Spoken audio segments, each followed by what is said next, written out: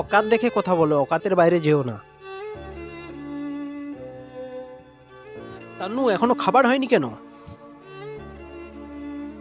আ আ আ ছেড়ে দাও।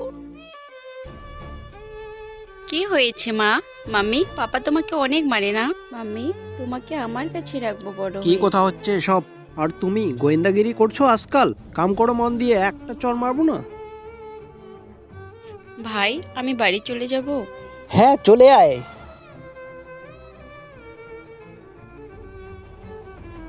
আরে আমাকে জল দাও।